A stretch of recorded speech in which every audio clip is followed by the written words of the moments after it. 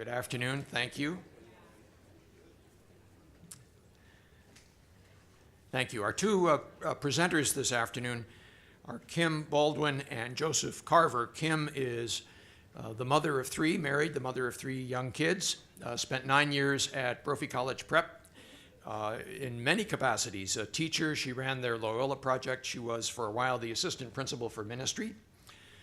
Now she currently is the associate PACE, the associate provincial assistant for secondary and pre-secondary education for the California and Oregon provinces. Father Joseph Carver, a good Jesuit, spent 17 years in various educational roles at Fordham University, Seattle Prep, Jesuit High Portland. Then he was the associate pastor at St. Francis Xavier in Missoula, Montana, Jesuit parish there. He left there to be the founding president of Seattle Nativity School, and now has returned as the pastor at Francis Xavier and is the chair of the board, or the president of the board, at Loyola Sacred Heart, which is the Jesuit-endorsed school by the Oregon province in Missoula, Montana. Jeannie Kenz will be the responder, the reflector after the presentation. She's a physics teacher and the director of sustainability at Jesuit High in Portland. She began and established the AP Environmental Science program there, and in 2014 was the leader of a task force that led to the United States Department of Education Green Ribbon School Award. So Jeannie, welcome to you, and especially Kim and Joseph. Welcome.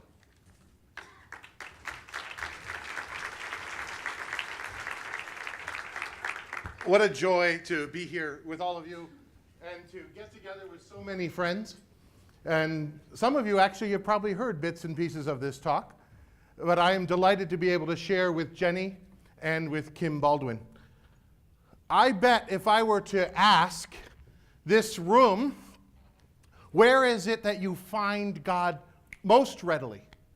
Right off the bat, you are going to tell me stories about going star stomping on the beach at night when the phosphorescence glows under your feet. You're going to tell me stories about that pause right before you ski down or snowboard down a mountain, something that makes you alive when you're on the top of the mountain. You're going to tell me stories about, like we heard this morning, about the Kentucky woods.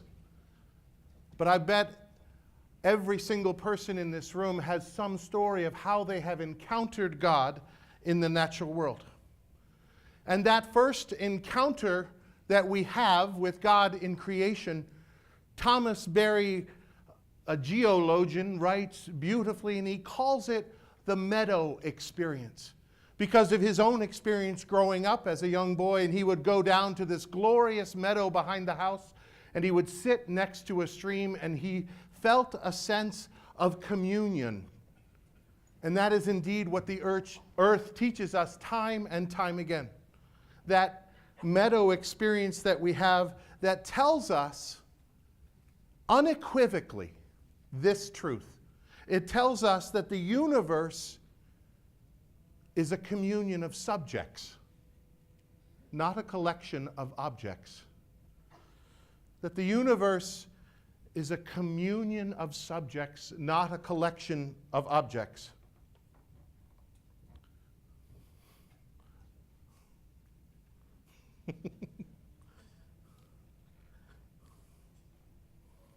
There we are. When we enter into a discussion of an ecological vision, much like what we were presented with this morning, what we're looking to do today with all of you is to shift the paradigm. What is the paradigm shift that we'd like to do is to understand that we ourselves as human persons are derivative of, not primary to, creation. That we as human persons are derivative of, not primary to, creation, and that we need to look, Francis calls us to, this very anthropocentric view that we have as human persons in engaging the natural world. When we expose that anthropocentrism, all sorts of other things are called into question. Pope Francis articulates clearly that there are challenges that we need to address precisely because we have placed ourselves at the center of the story. And narrative is so much a part of our schools and our teaching and the paradigms that we use with the ratio. But if we shift that story, that knowing our common story as human beings changes our perspective and it fills our imaginations. Because, my friends, in order to tell the story, we need to allow the natural world to inspire us. This is a photo I took of the Grand Tetons in the Milky Way. And how many of you, like Ignatius 500 years ago, look to the stars to gain inspiration? How many of you have felt yourself a part of creation in that communion experience? To tell the story of anything, we have to tell the story of everything. 15 billion years ago, in unimaginable light, the universe was dreamed into being, and all the light and energy and potential of everything contained in vessels of hydrogen. 4.6 billion years ago, our mother star in the Orion arm of the Milky Way, having consumed and sacrificed herself, collapsed and exploded in unimaginable light and energy. 4.5 billion years ago, the Earth, a privileged planet in size, began to slow down and cool and condense into a community of planets around our sun, and a solar system was born. 3.9 billion years ago, the Earth took nourishment from the sun, and transubstantiation happened for the first time. 1 billion years ago, life emerged upon this planet home. Insects and flowers, fragrance emerged on the earth for the first time, and the earth was blessed with color and life and energy. Birds began to swim and fish began to fly.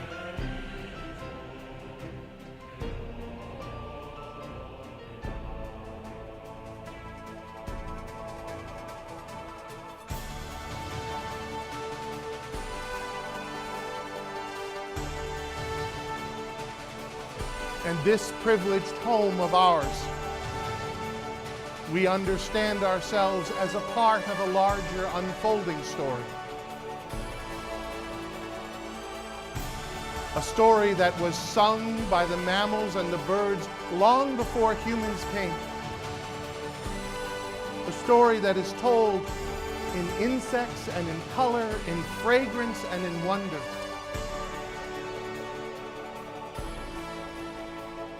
$2.6 million years ago, the earliest humanoid types evolved from the primate creatures with brains and nervous systems, and the earth became self-conscious for the first time. 40,000 years ago, Homo sapiens began developing the earliest language patterns, the earliest tools, occupying Australia and Africa. And 5,200 years ago, yet unable to embrace the diversity that creation was trying to teach, an epoch of war-making began. A behavior pattern which continues to this day. Just 68 years ago, humans discovered an expanding and unified and interdependent universe where the human person, just 47 years ago, on a journey to colonize the moon, humans turned around and beheld for the first time the earth. Today, my friends, in this moment of grace, we need to fully understand ourselves as derivative of, not primary to, creation. To begin to shift the paradigm that we have so that we can enter in and understand how this anthropocentric view has challenged us deeply. It challenges our formation of conscience. It challenges our ethics. if we understand first and foremost that we are derivative, not primary, then we understand that the world is created as an expression of love which must serve the community of creation. Private property may be a legitimate right, but it is not an absolute one. That there is a new and deeper invitation to understand the common good when we can understand that we are not first in creation. When we are willing to enter into creation in this way, the world teaches us to discover the worth of every single thing. And our imaginations are filled with a new vision. And that new vision can be incorporated in how we do an examine. That new paradigm and long view enables us to change how we pray. Because if we don't enter into Scripture stories in human roles, but in non-human roles, it changes what the earth is trying to teach us. Suddenly, the BP Horizon tragedy that happened off the Gulf Coast has a very different meaning when we look at the 19th chapter of John's Gospel, and they will look on whom they have pierced. And that well becomes piercing the very side of the earth that Christ has made sacred through the incarnation. Those words that were taken from Zechariah now have a new and a fullness of meaning that is different and charged. A few years ago, directing someone on a long retreat, they were spinning in grief in the third week of the spiritual exercises, and I invited the person to consider entering into that contemplation as the tomb itself. And he came to me the next day with just 5 words. Christ rose within me. Christ rose within me. A completely different way to enter in and to see the sacredness of creation. When we look at ourselves as derivative, we can understand, perhaps for the first time, how our ethics need to change, how historically natural law uses reason to analyze both social and personal philosophy regarding human nature to deduce ethical laws. But if we are not primary, then the new/old natural law has much to teach us, because morality is how we behave when we belong, not just to one another, but to creation itself.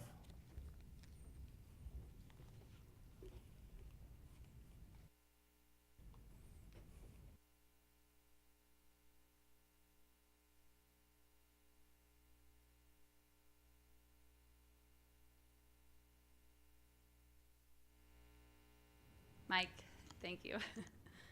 Ignatian spirituality has much to offer as we reflect on and consider the whole of this ecological question. Whether taking the point of view of the earth in our prayer, as Joseph suggested, or using tools from the exercises, we are invited to a prayerful examination of our climate, the ways it's changing, and our role in this change.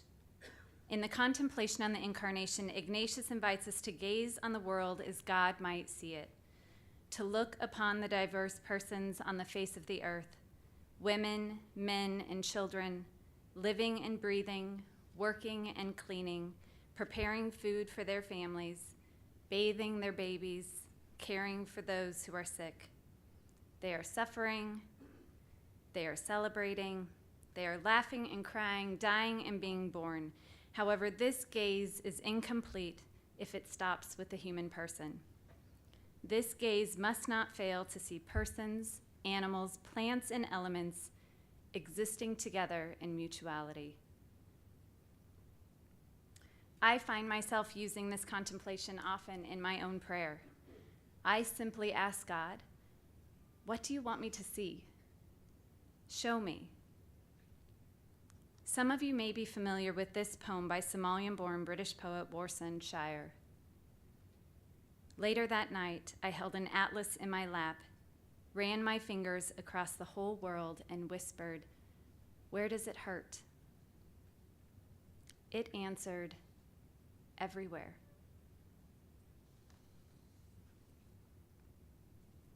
This can be overwhelming. Where does the world hurt? Everywhere. What does God want me to see? That it's all connected. That the individual groaning of persons, families, communities, animals, plants, water, and our very earth are all connected.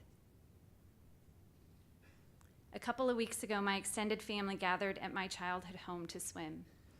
And next to the pool sits this plastic pool slide. My dad made a comment about how that slide has been sitting in that very spot for over 20 years. And I knew this, but for some reason, when he said it that night and I glanced over at the slide, I was struck by one thing. Other than a little fading, which you can see, that slide hasn't changed at all. It has sat in the Arizona sun for 20 years, and it is as it was the day we brought it home from the store. And this is precisely why we love plastic, right? It's durable, low cost, lightweight, water resistant. It can sit in the sun for years, and other than a little fading, it will survive beautifully. Since plastic isn't biodegradable and just breaks down into smaller and smaller pieces, my family's plastic pool slide will never go away, at least not for another 500 to 1,000 years. It will be around in one form or another long after generations of children in my family have moved on to other slides. Meanwhile, every year, we churn out over 300 million tons of plastic, much of which becomes disposable products meant for only a single use. About 10 years ago, I was on a trip to Oaxaca, Mexico, when we were invited to help clean up a roadside in the community where we were staying. When we arrived at the cleanup site, I was shocked. The side of the road was littered with hundreds of plastic water bottles. And when I allowed my gaze to look further down the road, I realized that this went on for miles. There weren't hundreds of these one-time use plastics, there were thousands. And in all honesty, my first reaction was disgust. How could they trash the road like this? But as I started to clean up, my perspective began to shift. And I realized that what I was seeing was something I don't have to face at home, but that I'm still very much a part of. Because at home, I have the luxury of trash and recycling pickup at my curb. So every day I fill my bins, and every week I walk them to the curb, and a big truck, much to the delight of my children, comes and takes it all away, right? It very conveniently and magically disappears. Only it doesn't. And that's one of the realities that we have to face. U.S. landfills are overflowing with 2 million tons of discarded water bottles alone. Recycling is only feasible in limited circumstances, so only 1 out of 5 bottles are sent to the recycle bin. And this doesn't even touch on what it costs us to produce all these water bottles. It takes over 1.5 million barrels of oil to meet the demand of U.S. water bottle manufacturing. This amount of oil far exceeds the amount needed to power 100,000 homes for a year. And this doesn't even include the fossil fuel and emissions costs of greenhouse gases needed to transport these products to market. It is estimated that it takes 3 liters of water to package 1 liter of bottled water. We are wasting water to bottle water, and then we put a price tag on it. This is why it's been deemed blue gold. Then, many of these plastics end up in our oceans. A recent study told us that by 2050, the oceans will contain more plastic than fish by weight. 70% of these marine debris will sink to the ocean floor. What doesn't sink collects in trash vortexes, continually accumulating content-sized masses of plastic at a number of locations around the ocean. Clouds of tiny plastic particles that we cannot clean up. Experts suggest our only hope is to prevent the vortexes from growing by transitioning to biodegradable and reusable materials. Sometimes I wonder how things might be different if we couldn't just send our trash and recycling away so easily. Might we change some of our patterns of consumption if we had to find places for all of it in our homes and in our lives? Might we switch to reusable water bottles, coffee cups, or grocery bags? Might we begin to see how viewing things as disposable can lead to viewing plants, animals, the earth, and people as disposable too. Pope Francis warns that we are already on a dangerous path. When things no longer serve a purpose for us, we simply throw them away. This is what he refers to as our throwaway culture, and the devastating effects of which he, without apology, warns us.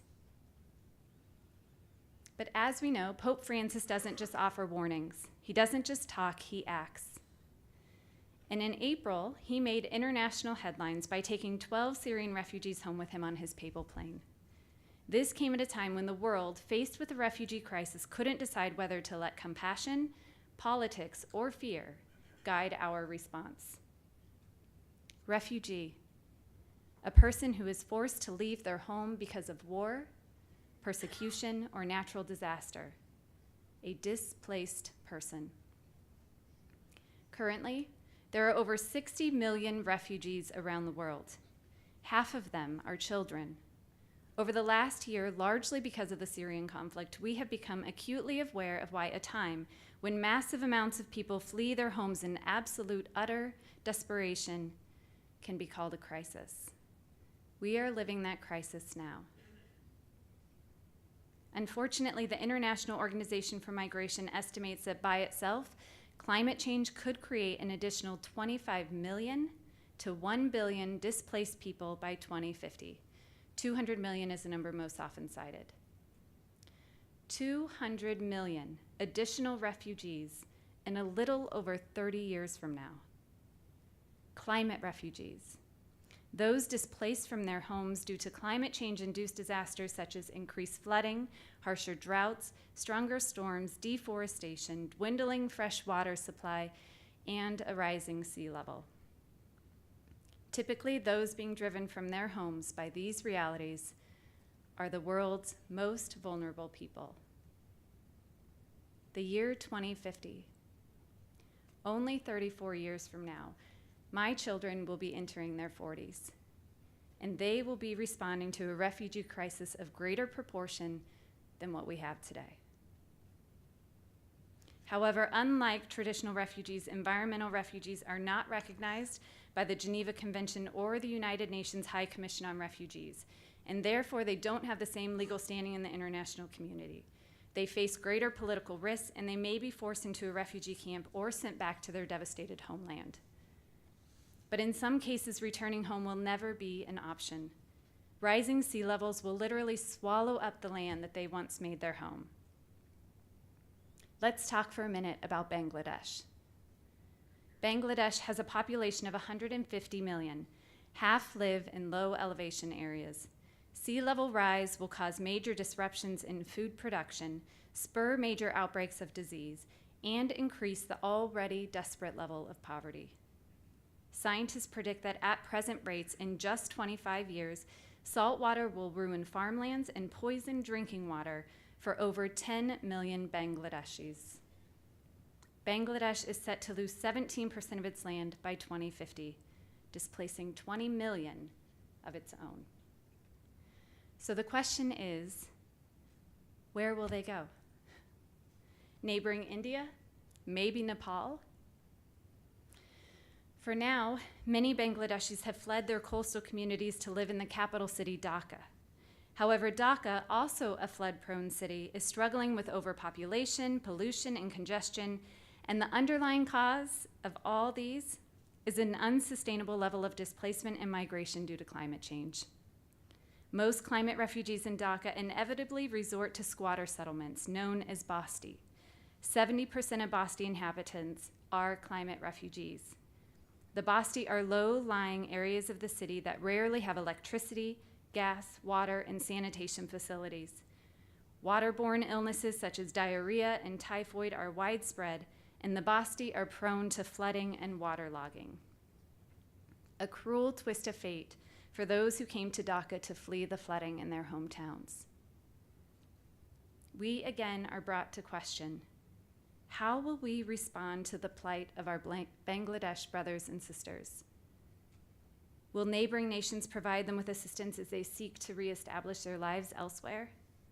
Will our nation a large contributor to climate change, lovingly welcome thousands of Muslim Bangladesh refugees? As the sea level rises, it will directly affect 26 million in Bangladesh, 12 million in Egypt, 73 million in China, 20 million in India, and 31 million elsewhere, including the United States. Yes, we are bound to have our share of displaced people too. Let's consider the Isle des Jean Charles in Louisiana. Members of the Native American tribes of southeastern Louisiana have lived on the land of Jean Charles for generations. They fished, hunted, trapped, and farmed among the lush banana and pecan trees that once spread out for acres. But since 1955, more than 90% of the island's original landmass has washed away.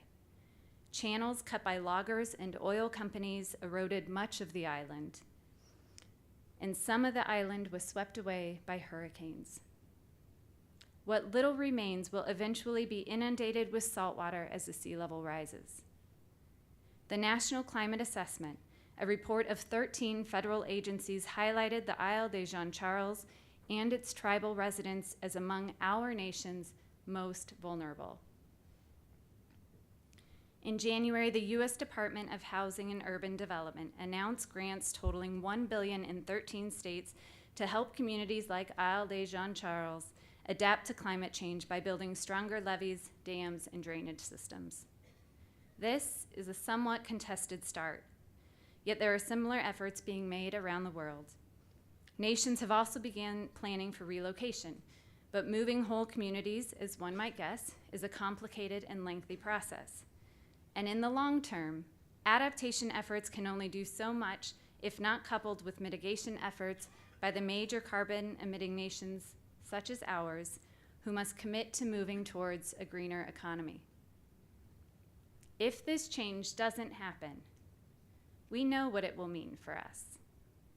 We have witnessed the values a refugee crisis calls into questions for our communities, our country, and the world as we struggle to find a place for them. Do we open our doors? Do we expect others to keep them? Where on earth, literally, will they go?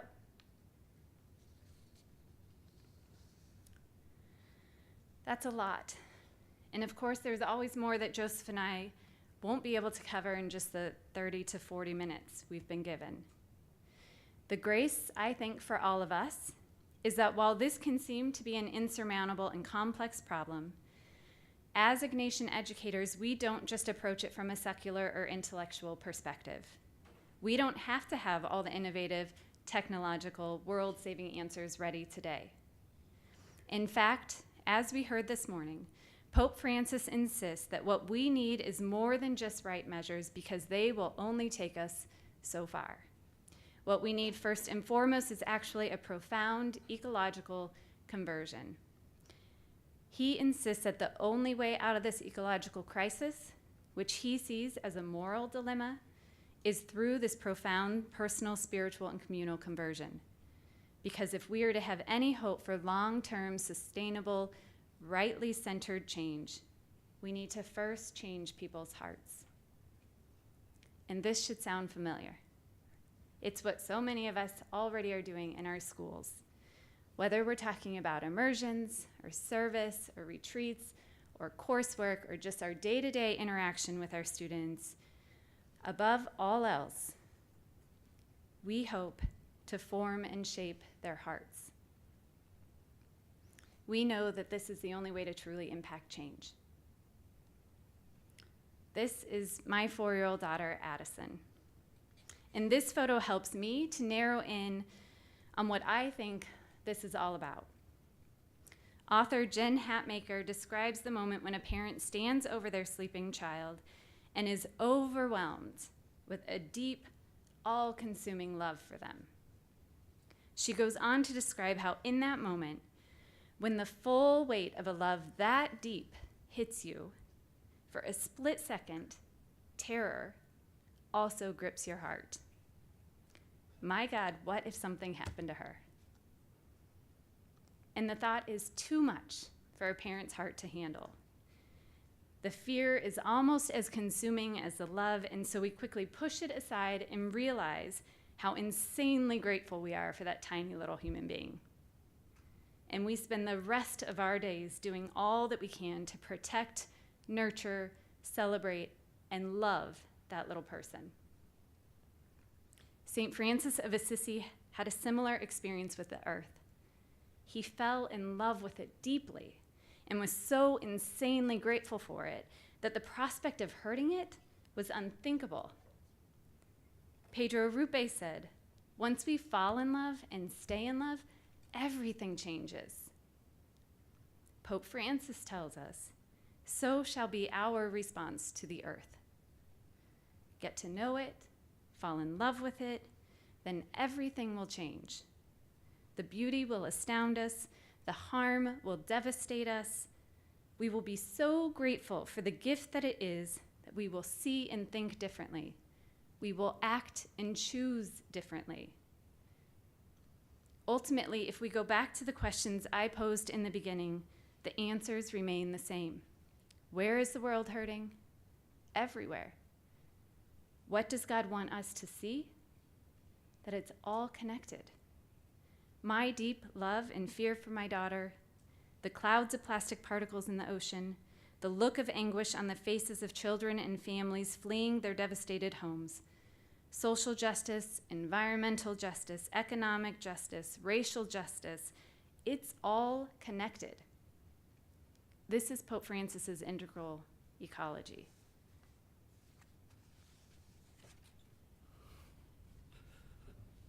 Francis's notion of an integral ecology is inseparable from the idea of the common good, which has deep roots in our Catholic tradition. His notion is that we must stop seeing things as either or, as two mutually exclusive dimensions, a dimension of a single ecological reality that is separate from our common reality as beings, created beings of God.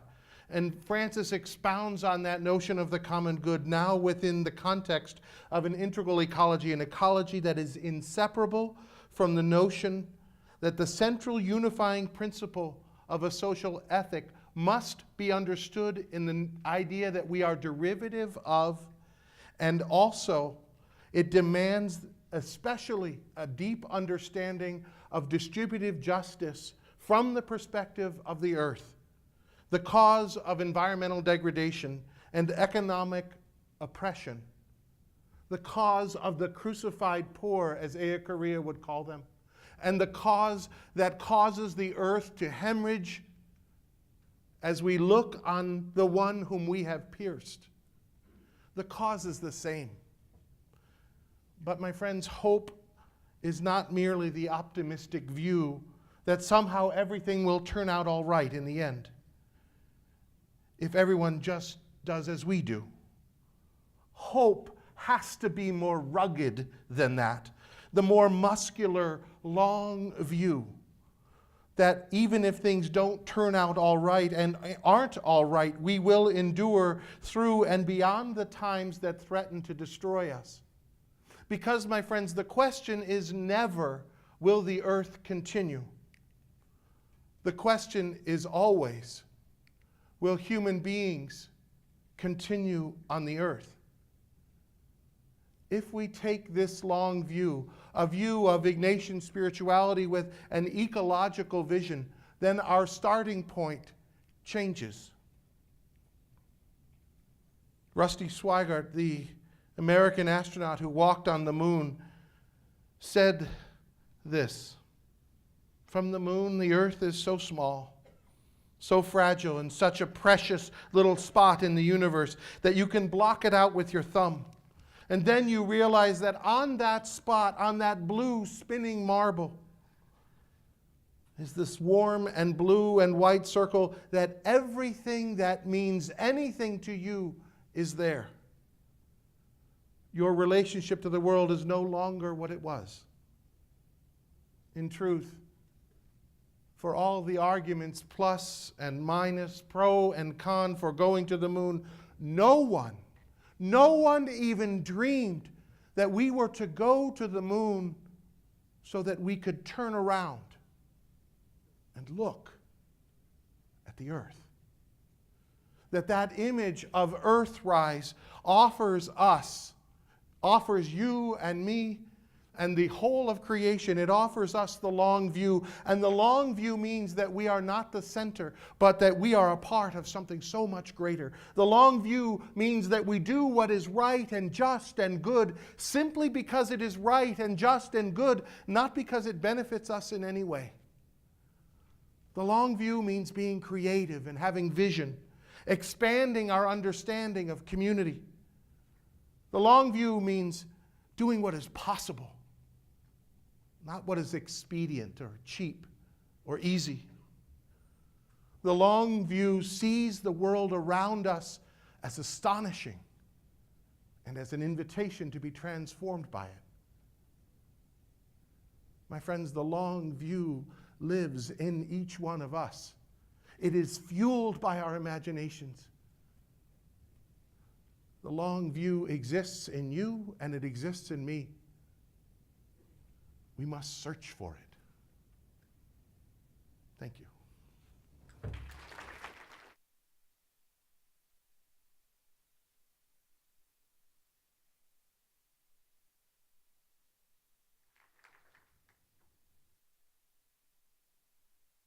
To take a quick stretch break, now's a good time. I've got a minute to get set up here.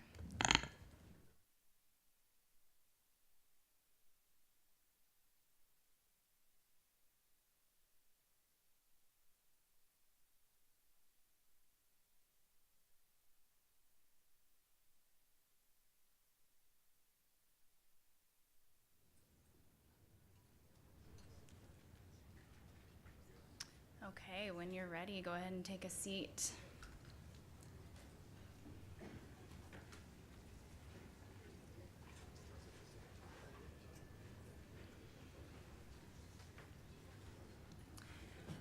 So, my name is Jenny Kenz, and I teach physics, and I'm our sustainability director at Jesuit High School in Portland, Oregon. And my role today is to do a little bit of a reflection on what we're doing at Jesuit High School, tying in a little bit of what Kim and Joseph talked about. So I've titled this Taking the Long View in Jesuit Schools. And I'll begin today just by talking a little bit about the context of who we are as Jesuit institutions and how sustainability really got going at Jesuit High School, and then share a little bit of our experience and some reflections from that, and then end with some action items for you. So I think it's fascinating. I believe we have some people from Australia here today, is that correct? And I met someone from Poland earlier. To me, that's phenomenal, just to think of our network as being something beyond our schools, our provinces, and the people sitting in this room. I've had the opportunity to talk with some teachers at a Jesuit school in Lithuania and interact with someone from Malta. I know there's a school in Uganda that's completely off the grid. And when you think about those schools, especially the school in Malta and Uganda, they are especially susceptible to climate change. And so it's important to remember that we're in this together, and the actions and the steps that we take, as we just heard, impact our greater global community. And they're the right thing to do when we think about teaching about justice and sustainability and caring for one another. So Pope Francis, of course, comments that we don't operate in isolation, and the importance of caring for creation as a part of that. And the three strands that we're focusing on this week really do tie together. I hope you've noticed that you really can't have one independent of the other when you look at sustainability or when you look at diversity or global engagement. They really all go hand in hand with one another. So let's talk a little bit about Jesuit High School.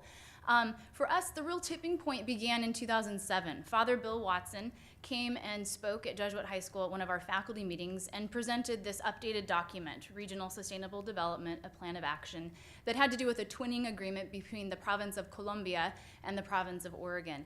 And as he spoke, I can remember something stirring within me and thinking, we have to do something about this. We can't just have him sit down and go on to our daily lives. But as a new teacher at the time, I didn't really know how to stand up and say, there needs to be a call to action.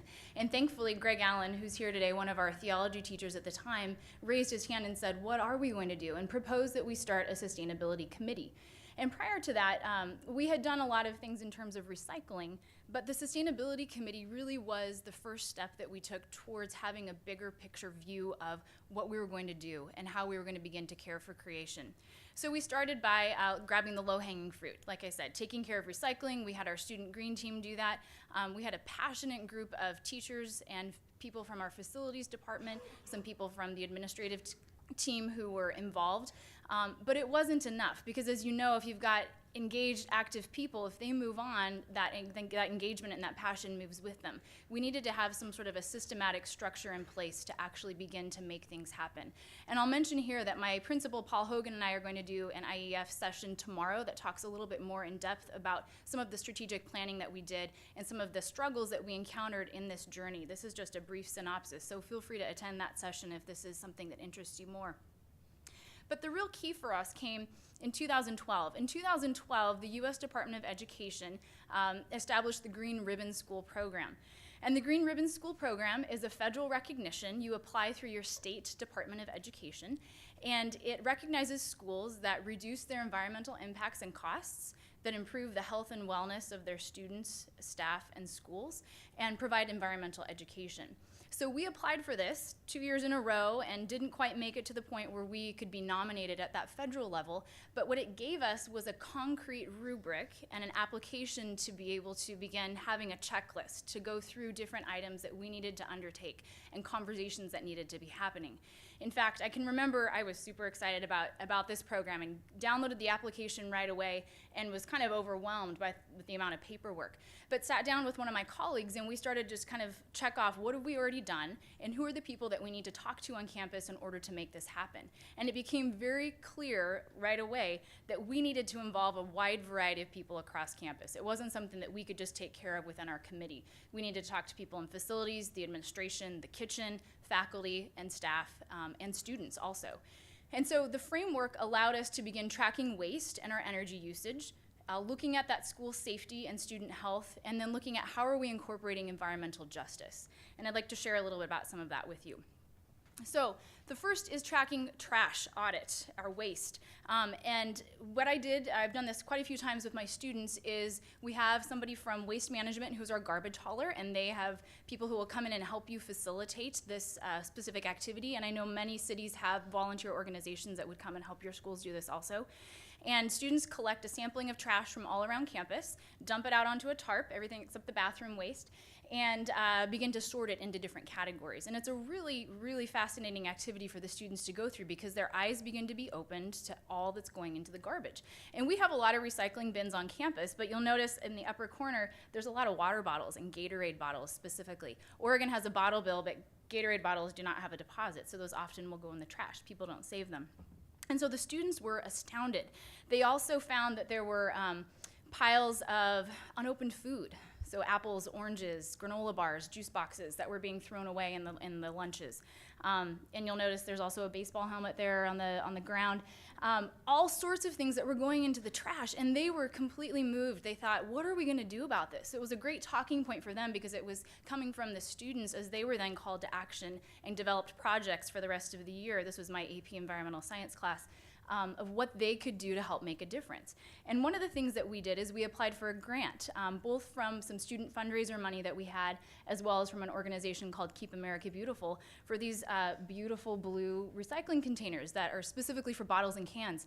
And we put these up this year for the first time, and I have been astounded. They are full every week. We have 9 of them on campus, and they are used. And part of it's the visibility, but having the right structure outside, something durable in its place, we're noticing that they get used. And the goal, of course, is to have 1 recycling container for every garbage can.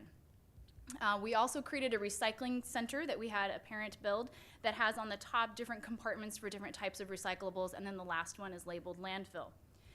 A couple of other things we've done to try to reduce things in our waste stream: a locker clean out at the end of the year. Our sustainability committee for years has helped head this up.